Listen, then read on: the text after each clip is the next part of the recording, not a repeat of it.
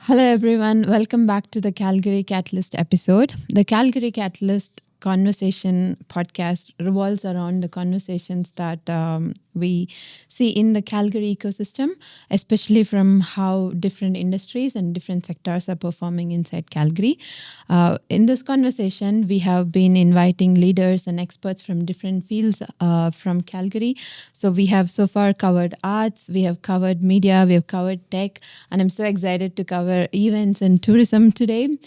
So let's welcome our guest for today's show. Please welcome Kurby Court, President and CEO of the Calgary Telus Convention Centre. Thank you so much for joining me today, Kurby. Thanks so much, Josephine. I'm really looking forward to the conversation and what we're going to have hopefully a healthy conversation about. Yes. So the Calgary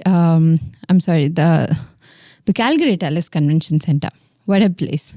I have a lot of memories there myself because I was new to Calgary a couple of years ago. I moved here pretty recently. And like many newcomers, I was looking for a job myself. So my first ever experience coming to the CTCC Centre was for a job fair. So that was my first time there, and I still remember it to this date. I did not find any companies that would relate to my experience or background.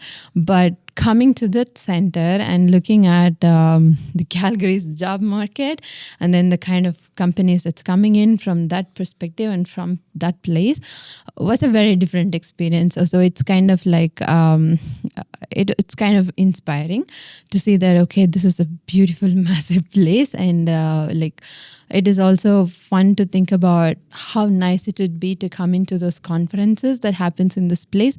Because later then, when I joined pedesting, some of my memories are again with the CTCC. I attended my inventures there, I attended Social West was this year, but then we still had some really good experiences around CTCC. So my first question to you is about what makes the Calgary Telus Convention Centre a very unmissable part of the Calgary landscape. Well, I think first of all, you just hit on the pinnacle of what we do, and that's forming connections for people. And whether you're a homegrown Calgarian born and bred, or if you're a newcomer coming to Canada, or if you're visiting as an international delegation, we are this confluence of people, but we're the vessel for where that happens. But I would say that for us, it's location. We're downtown, easily accessible. For instance, for job fairs, where the LRT platform's right there, easy for people to come to us. There's parking, come by bicycle, walk, whatever you'd like.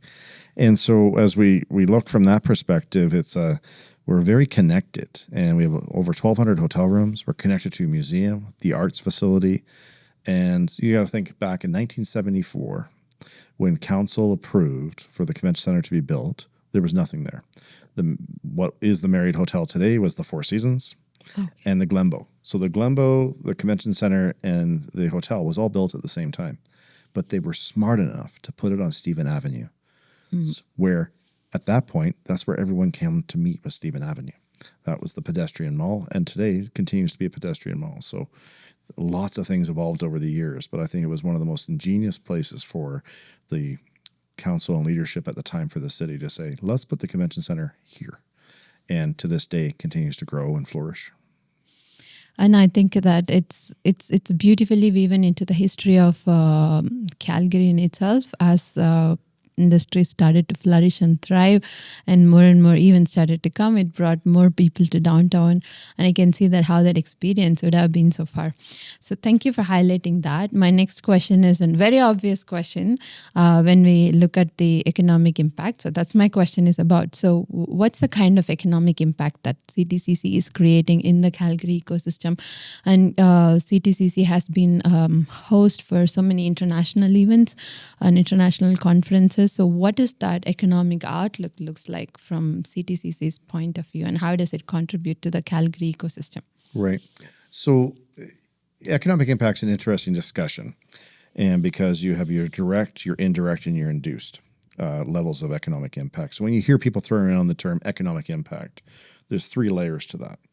So the direct economic impact is when a delegate comes from out of the city, comes into our community, not living here, needs a hotel, needs the airline ticket, needs the cab or the Uber Lyft, needs the restaurant, needs the dry cleaner, needs the restaurant. That is direct economic impact. The indirect is now all these companies get to support this individual coming in. And the induced is now they get to employ people. And so you, for instance, if you were coming to work, you're driving a car, you're buying gas, you have a mortgage, you are in the clothing stores buying clothes. So there's a purpose for you to be here and be driven in your spending. And so when you look at all of that combined, and people talk about the economic impact of this, but they really don't understand the layers when they throw that term out of what it actually economic impact truly means. And so for me, there's another layer. It's called socioeconomic impact. And so when you look at economic impact, we host X amount of events a year. For instance, last year, I think it was 100, I maybe misquote myself, but I think it's $133 million worth of impact. No, $113 million worth of economic impact to the city last year. Our one venue did. That's just one venue. But remember, when our delegates coming, they're staying in a hotel. They're going to the attractions. They're doing different things. So there's many, many different things to think about. From a socioeconomic impact, what are we doing for community? And what are we doing from a community hub? So we sort of wear two hats when we're looking at our convention center. We drive economic impact, but we're also a social impact facility for the city of Calgary. And when I say socioeconomic impact, that could be how we help those in need. Those nonprofit organizations, when they come in to do a fundraiser, that's a socioeconomic impact. So there's two terms in there. We play a very critical role in that ecosystem. There's a beautiful balance. I haven't thought about the socioeconomic impact side of it. So now that we are discussing on this line, I would like to understand a little bit further into the local impact. Like, for example, there could be a lot of events happening there and people might be coming from different countries. But I see that it always brought a lot of opportunities for the local businesses inside Calgary. For example, one of the conferences that we did recently, which was hosted in the CTCC, so we tied up with some of the local businesses when we were doing our sponsor bags or the tote bags. So we wanted to support something from the local business that we can add it to that. But considering an event of such massive scales that happens in there, so what are the local impact, how local businesses or even planners get benefited from inside the industry? So I think from a convention perspective, yes, locals benefit, local planners, suppliers, and from employment status. You have the audiovisual companies that come in and support us, the decor companies, they all employ people within our community. So there's a couple of different components you're asking about. So when a convention comes in, they're going to stay in a hotel, they're going to go to a restaurant. So that's affecting that local business owner.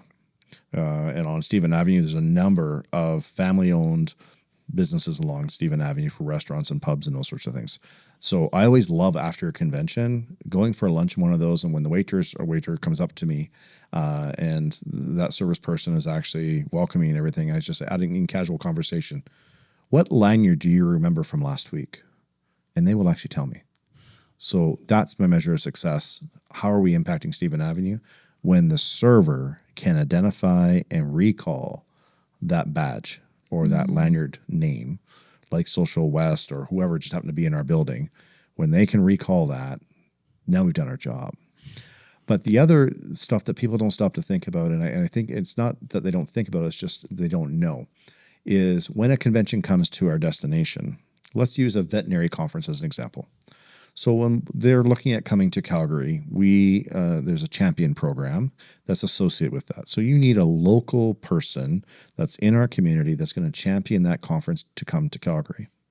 And in this case, it would have been a veterinarian at one of our universities.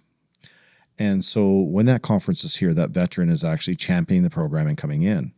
But the information exchange, there's the secret sauce. So that intellectual knowledge is coming into Calgary. They're at a conference. So these two very professional PhDs, they're all veterinarians, come together and they have a conversation that may have never happened until the two of them met in this room.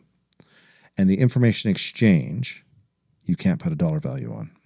And then you layer on the next layer, perhaps that veterinarian that was in that conversation now wants to move to Calgary because they could secure research dollars to be part of the university program, but that all happened because they came to a convention. And so those are the intangibles, but the highest, most important thing that we do as a convention is get that intellectual exchange of knowledge. And I always say we're in the business of eyeballs. We're contact sport. We need people together. We don't hide behind screens. We're actually in a room together, and that's where the meat, that I call it stickiness, occurs in conversations. That's interesting. Like mostly people would know when they talk about economic impact or local business support, they would always look at that how local businesses are able to earn money or what opportunities they get. But the intangible part of such opportunities, people coming from different locations, adds very rich value to what the CTCC Centre does. Oh, 100%. And we wouldn't be a success. We would not be in business for 50 years if we weren't successful in doing it. And so, but it does take, I won't use the term the family, it takes a community to really make sure that that is successful. It takes the conference, it takes the meeting planner, the audiovisual specialist, the decor specialist, food and beverage. There is no one individual that makes those successful. It's the community as a whole pulling together to deliver those results. But no one ever gets to see the end result, because our job is to initiate the conversation. And I always like to use a ripple effect analogy. You start the ripple in the water, but we never see it slap the shore. But we know something is happening out there, and it happens every day in our venue. And that's where our bucket's full when we leave, when people say, oh my God, it was the most amazing experience. I met the most interesting person, and we've opened this, and we've done this, and we've done that. Our job is done here. And this led me to think of something that I've been seeing in the media so far. So I see that a lot of entities from Calgary, like the Tourism Calgary, or be it the Calgary Economic Development and the CTCC team, so they get to represent Calgary in different places when they go to different countries, and then they have booths. They're able to tell about Calgary. So from your team's perspective, from your perspective, in a different country outside Canada, how has people have looked at the CTCC? Looked at our venue specifically. I won't speak to Tourism Calgary or CED because I shouldn't speak to how they're seen, and I'm sure they're all seen in positive lights. From our venue perspective, when we get to tell our story, and it is about engagement and story, that's the fundamentals of our building. It's not the four walls that we are talking about, ever. We talk about our people. That is, I have two secret sauces. One is my people. I have spectacular people that work with me to make sure the convention center is successful. The other secret sauce is location, location, location. We have 1,200 hotel rooms. We're centralized downtown, attached to the most gorgeous arts facility once that renovation is completed, a museum, and then we have a gorgeous fine arts program setting up around the corner from us. And so literally across the street. So when you stop to look at all of that, when I get to go into community or for instance, I was just in Brussels not too long ago on an education program that I was asked to come and help facilitate. And I get to tell the story, but also I get to speak about the lessons we've learned, whether it be in leadership, event execution, conflict. I love the conversations we did with this class. We sat down, there was 3 of us as CEOs, and the classroom got to ask anything you ever want to ask a CEO. Anything, go. That conversation could have happened for 5 hours. Everyone felt so safe in having those conversations. But what was intriguing for me is after that, the conversation continued. And it's like, how do you as a leader, how does your organization, how does your team? So it's a little bit of bragging rights that we have some really good people and we do a lot of things right. Always room for improvement. We are not perfect, but we do a lot of things right. And so I am always so proud to talk about our venue. But when I hear back through other channels about, oh, I met your so-and-so and they do this at this conference, they're a wonderful human being. And it's just like, thank you. Mission accomplished. Because we're in the business of human connection, if we can't, as a community, model the way, then how are we going to deliver that for our clients? So we do things a little differently. I always like to say we're the unconventional convention center because we do things a little differently. Yeah, I think that's the perfect term to say it. Yeah. And I cannot agree more when you said that people is definitely one. And the second thing is the location, the perfect connectivity to everything that you want. Once I had this opportunity to attend a conference at the Banff Springs, but then we were looking at accommodation. So if we are in Banff downtown, and then you have to go to the hotel for this thing. But then it's really nice when you have all at one place. So you just land in the same place, and when you exit, you exit at the same place. You didn't have to go anywhere. Yeah. So I understand how convenient that might be. Well, it's always interesting too when you can have a conversation with somebody. So what's the big deal about the convention center where it is? It's like, think about your client journey, you going somewhere. From the time you leave your house to you come back home, how many people have you come in contact with? How many times was it frustrating to lug a suitcase around? How many times do you wish you just close your eyes for 15 minutes and just rest? Conventions are very difficult. It's hard on people. People don't realize your brain's functioning differently than you do every day. You're networking, you're on, you're constantly on. You need to reset. So most conventions see attrition in the afternoon because of programming errors, because they went too long on different sessions. So you're not giving the brain a break. But so people go to conventions like, oh my God, I'm so wiped at 2:00. So where we come into play and why this works effectively for us, you can take a half hour, go back to your hotel room, close your eyes, and then come back. You're connected. It's a 2-minute walk. Whereas if you're at a venue anywhere in the world where you have to go for more than 10 minutes to your hotel, or 5 minutes even, the chances of you coming back shrinks drastically, especially if you have to take a cab or you have to walk 30 minutes.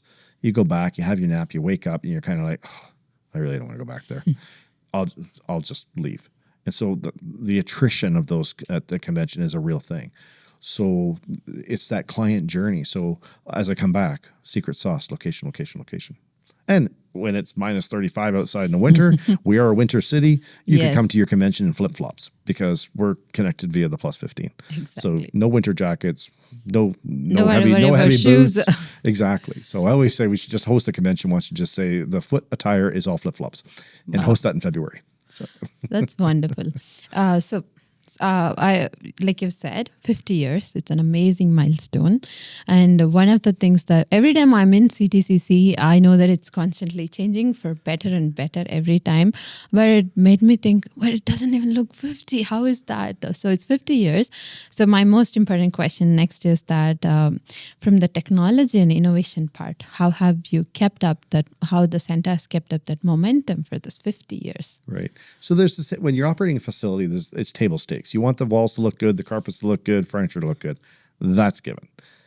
When it's interesting, you talk about technology. So you stop and think, even 15 years ago, these were not a thing. And think about how you would actually confirm your attendance at a reception, or what would happen how did you get your tickets? When you came to check in, how would you do that? Technology's evolved tremendously, and there's even further advancements in technology than what we're deploying in North America. And so some examples on the extreme. There are conventions globally in the international space. When you arrive, a robot's checking you in. Oh, nice. And while they're checking in, they're taking your temperature. Ooh. They've checked your accreditation to make sure you are where you're supposed to be. And they're greeting you by name because they've already seen your badge. Okay. It's the creepiest thing. But from a health scan, stop and think about from the COVID days. Yeah. How slick would that have been to actually have a robot be able to actually scan all that when you come in, and the AI is generating what's acceptable and what's not. That's one. Another one is holograms. So there's conventions now where you could be in Dublin and you're showing up in Shenzhen or in Hong Kong or Shanghai on a stage as a hologram. Oh, yeah. And you're live. And they're interacting with you live, and it's as if you're there. Very expensive to do, but it's functioning, and people do it. When there's events even in our complex, there's we call it the shadow box or the welcoming box, that I can pre-record a message, and then I'm in an actual box. Okay. So when they show up, I'm talking to them as if I was standing there. Okay. My full body, my body interactions, they see me as if it looks like I'm in a box. And I'm greeting those delegates as if it was real. There are There is technology out there from an AI perspective for analytics to actually tell us, based on cellular technology, where have you been in the venues? So why would that be important? So if you're using one of our facilities, one of our trade show facilities, we'll call it the exhibition hall, 50,000 square feet, how slick is it to give a report to a client afterwards to say, did you know booth 125 and 645 or whatever it was had the highest heat map per hour? So next year when you come, those are your highest valued booths for location because the dwell time, how long someone spent there, was the highest. Little pieces of information. There is cities where they have the technology in to say, my delegate spent this much time in my venue, they spent this much time in a restaurant, and then they returned to their host hotel. And what restaurants did they go to? Were they Michelin stars? Were they 1-star, 2-star, 3-star restaurants? Where were they going? And what was the dwell time in those spaces? So that information comes back to the convener to say, in the future, I need to spend more networking time because 53% of the delegation spent time in a bar afterwards networking. They obviously see that as high net value. You never once did you do a survey. Yeah. You don't have to go through the laborious actions of doing that. We have robots improving the optimization and efficiency of a venue. We use robots for vacuuming. And off they go. We're going to start putting names on them and googly eyes as they're driving around. But that frees up a housekeeper now to go and do other things. It doesn't remove the housekeeper. It optimizes the housekeeper. So they can actually go and do really good touch points and making sure that we're very good in all the other spaces while the carpet's being vacuumed. Not a big deal. And we can do that at 2 in the morning, 3 in the morning. We don't have to wait for that to happen. Those things all can be programmed. From the AI is playing a really funny role right now because people want it, but people don't want it, and they trust it, but they don't trust it. And what we're finding sometimes now, registrations are going up at conventions because they want to come to hear the facts and the truth as validation against what AI or AI-generated information is telling them. And so it's a kind of a little shift. Everybody wants to use ChatGPT and everybody wants to, this is generated, but I actually want to go see a human being, actually talk about this and validate what I'm doing. From the technology side, from a keynote speaker, they need to be very careful when they're presenting now because the next generation is validating while they're talking. And if you give them, if you're not quoted properly, or if you're given the wrong information, you've lost the audience. They don't trust you anymore. So even as a keynote speaker, your world has changed because whatever you're saying is either being recorded or being validated as fast as you are talking. And so a completely different world for them as well.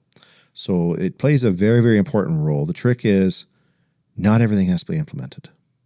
And I always say if something new comes out, let somebody else feel the pain first before trying to bring it in.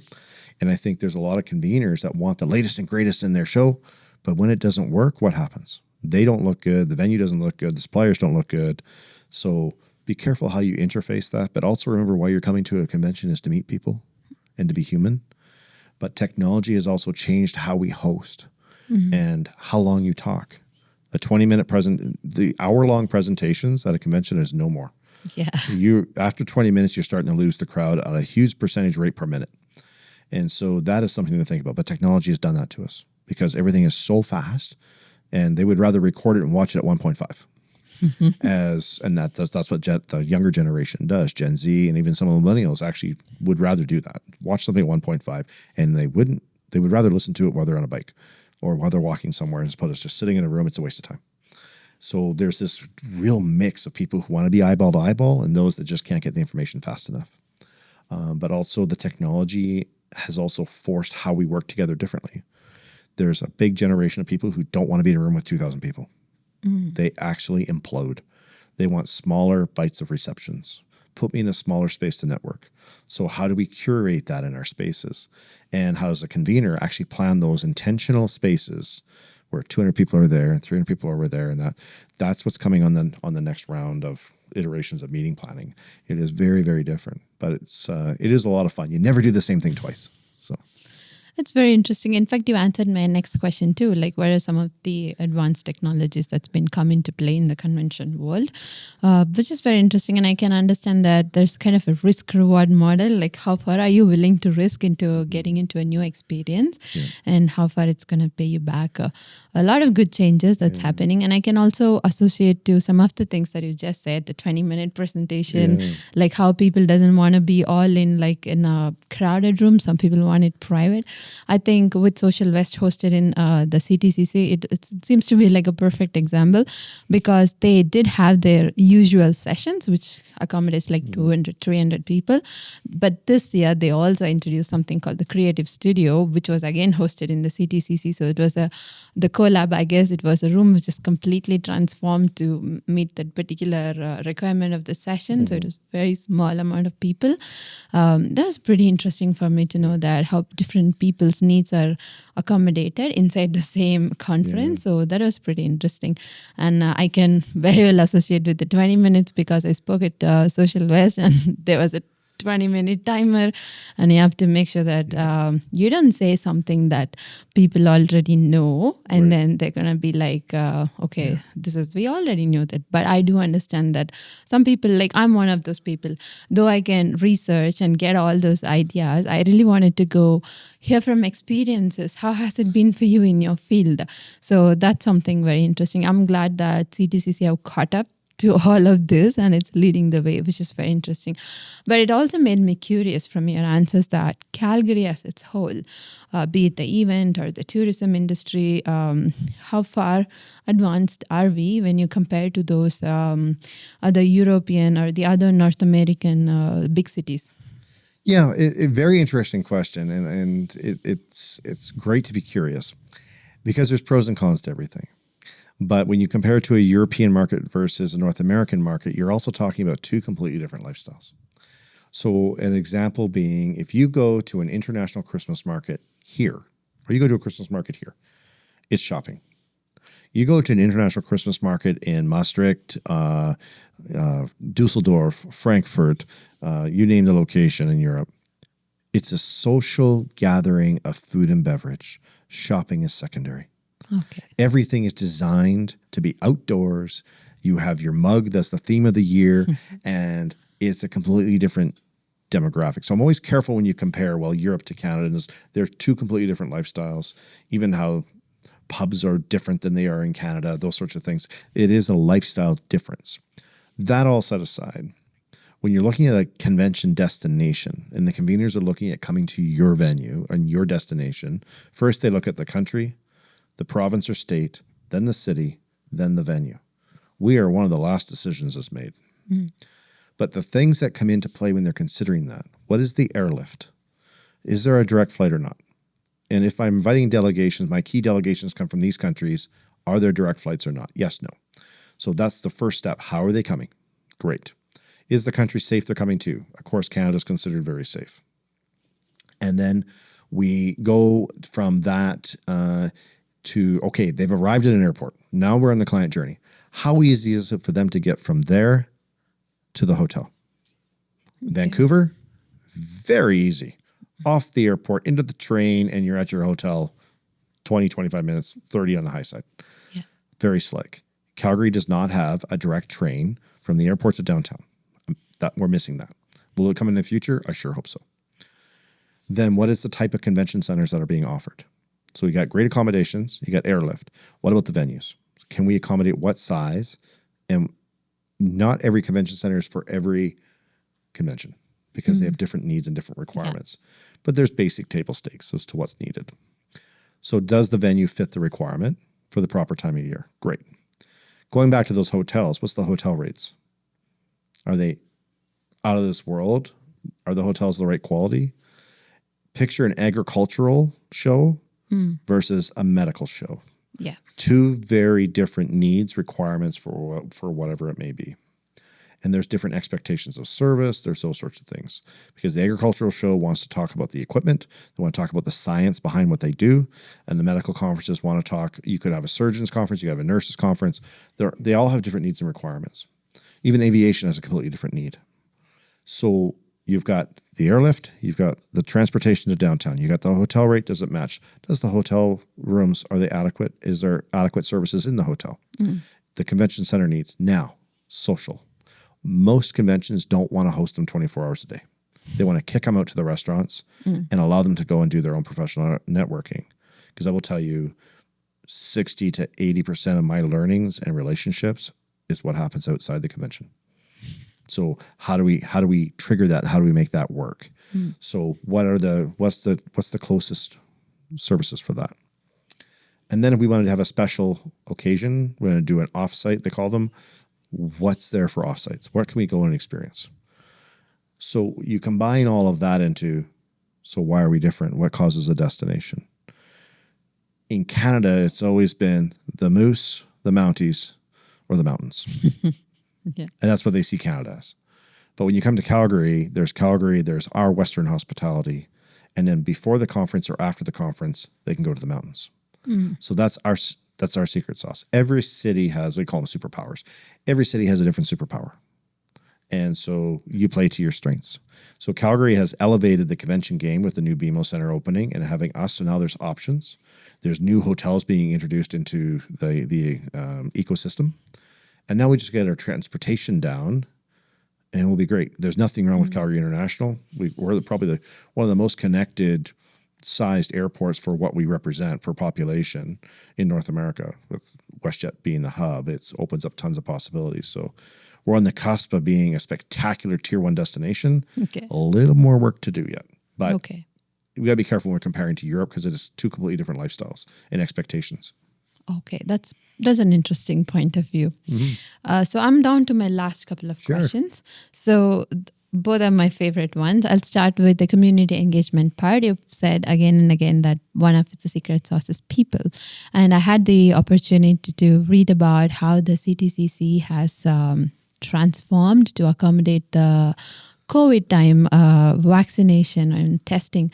So, and also I see how does the convention center, despite being a convention center, can actually connect with the people beyond what it is meant for, and then create that long-lasting community. Right. It's so interesting. I just hired a senior executive, and in the interview, I said, why us? You could go anywhere in the world. Why us? The 3 major points in her life all occurred in our venue. Okay. I was like, really? My university graduation, my vaccination, and my CPA graduation all happened in your building. I'm connected to your building because of those memories. The one thing that convention center, a really good convention center, is actually pretty plain to look at. It's intended to be ugly because it's meant to be programmed. It's meant to be deckled and lit in different ways so you can be anything to any customer. So by that definition, we have very dynamic venue. And I keep coming back to my secret sauce. I have extremely dynamic people. So during COVID, we're asked to be an emergency shelter for those experiencing homelessness or a vaccination center, to which there was not a playbook for either one. In 48 hours, we were ready. That's how dynamic our staff is. We're used to last minute changes. If you don't like change, you don't want to work for a convention center because it changes by the minute. So very dynamic people. How do we connect with community? It's yes and. How can you help? Yes, we can. Can you do it? Yes, we can. But the whole point is we're in the business of human management. So whether you're coming for a vaccination, you're a vulnerable sector in need, you're a nonprofit coming in to raise funds so you can continue your great work in community, or you're a member of society walking down the street and you're neurodivergent and you need a quiet place. We know what you need, and we're going to help take care of that. And so that's probably the biggest play for us in community is we try to be all things to all people. But most of all, if we take care of our own people and model the way for our own people, they're empowered to do it for others. And I think that's how we connect on a different way with the community. That's interesting. And I can't but bring up the example of pedesting at the CTCC because with pedestrian, I always believe that everyone should have the opportunity and the ability to go anywhere they want without any barriers. On that part, CTCC does play a very crucial role because it opens the doors to anyone. So without any barriers, people can confidently walk into the venue, they can roll into the venue, and they can figure out where they have to go. Right. So that's one of my favorite part too about the CTCC, that it thinks about different aspects of different needs of different people, and it's accommodating it. And we try not to, if you allow me to say, we've been doing DEIA work since before it was cool to say you're doing it. Okay. I've got over 17 different languages in my organization. The majority of my staff would identify as a marginalized community in some form. We've been inclusive and diverse since its inception. So what I really love about the connection with community, you mentioned pedestrian. Fantastic. So rather than classifying it as DEIA or whatever other acronym that's out there, I rather say we're a venue for all persons of all needs. And so when you layer in pedestrian, principally when you first look at pedestrian, it's for those in wheelchairs or that may have ambulatory issues. But where we see it is if a delegate's coming and they're on one of those scooter things because they busted their leg, that app also works for them. Yeah. And so it's the ability to tell a story, the ability to connect. So whether it's with pedestrian, whether it's with our Indigenous communities, whether it's the LGBT plus community, whether it's with the neurodivergent community, you name it, we can engage. And there's somebody in our team that experiences that. And so when you can model the way and be an all-persons venue, but you're also an all-person staff. And when everyone in the organization from a leadership perspective is empowered to live that value, that's where the magic happens. That's beautiful. That's very beautiful. My last question. Sure. I asked this to all the guests because this is a question that most people try to find the answer for.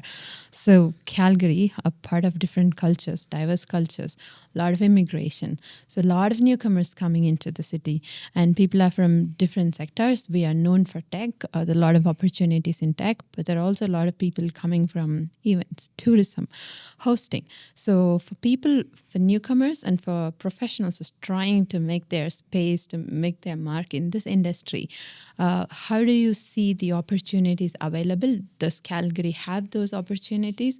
And also, what are the best ways for them to start and then find their way into this journey? I'm in the hospitality tourism sector, and I have been for over 30 years. I was originally going to be a paramedic. This is what I wanted to go to school for. That's interesting. And then for life circumstances at the time and just what the community was looking for in a paramedic, I wasn't fitting the bill.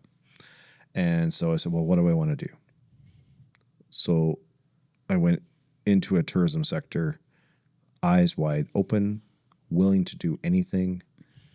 And if you were to tell Kurby 30 years ago that he'd be the CEO of a convention center today, I would have laughed at you. I was like, what are you talking about? The hospitality tourism sector employs 1 in 10 Albertans. Okay. Every single thing is transferable. You want to grow, you want to mentor, you want to learn new skills, you want to travel, you want to network, you want introduction to this or that or the other thing. Everything in tourism and hospitality is transferable. Get your foot in the door somewhere. Start to figure out what you want to do. Whether you want to be front facing, back of house supporting, you want to be in technology. We employ technicians. We employ IT specialists. We employ culinary, lighting, tour operators, and then you need those that are just general supports, administrative assistants. Everything every industry has, the hospitality tourism sector also has.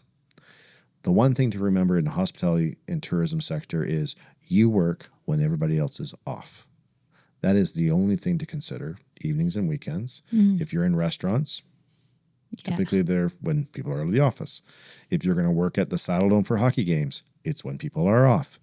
But if you want to get in and get moving, it's such a great door opener for what is the industry. You want to work at an airline. You can be a pilot, you can be the flight attendant. You could be the dispatcher. You can be the guy that fuels the planes. There's so many different things, but that all the ecosystem of tourism and hospitality, if you really break it out, it is a very tangled spider web. And as a newcomer coming into Canada, or any student for that matter, if you want to grow your wings and actually test the waters of what you want to be one day when you grow up, you could grow up every 5 years in a different segment. Okay. And completely be transferable. And if anything, be a wicked generalist. Be really good at a lot of things. So that would be my answer to that. But I would encourage people to stop and look at it. And I think some people undermined that a little bit, saying, "Well, it's not a law degree. It's not a doctorate. It's not a nurse. You're not an accountant." We employ accountants, and they have very good careers. We have lawyers that work in the hospitality sector. So it's one of those things where it touches everything. And so I would just encourage them, eyes wide open, go and play and see what it is they want to do. And I promise you it'll be rewarding. That's right. There are a lot of opportunities. You got to be flexible, be open. And I think the biggest thing, I used to say this to my own kids, don't go in with this barrier of saying, I'm going to be this in life. Because 22-year-old Kurby was going to be a paramedic. Okay. That's all I wanted to be. But when the blinders got taken off, holy smokes, did the world open up. And so that would be my encouragement to everybody. Is don't go in with such a defined barrier of I'm only going to do this, because you're missing out on so much more. That's interesting. And it's a much needed point for someone who's completely clueless about how to make their mark in this industry. Yeah. So that's a very hopeful outlook to view and then take advantage of. Yeah. So that wraps up our conversation. Thank you so much, Kurby. I did learn a lot of things about Calgary, the CTCC, the community engagement, the technology part, and the opportunities here. So this was a very insightful and a very fun, interesting conversation. Thank you so much for sharing. Thanks so much, Josephine. And I really appreciate the audience taking the time to view this as well. Really appreciate the opportunity. Thank you. All the best.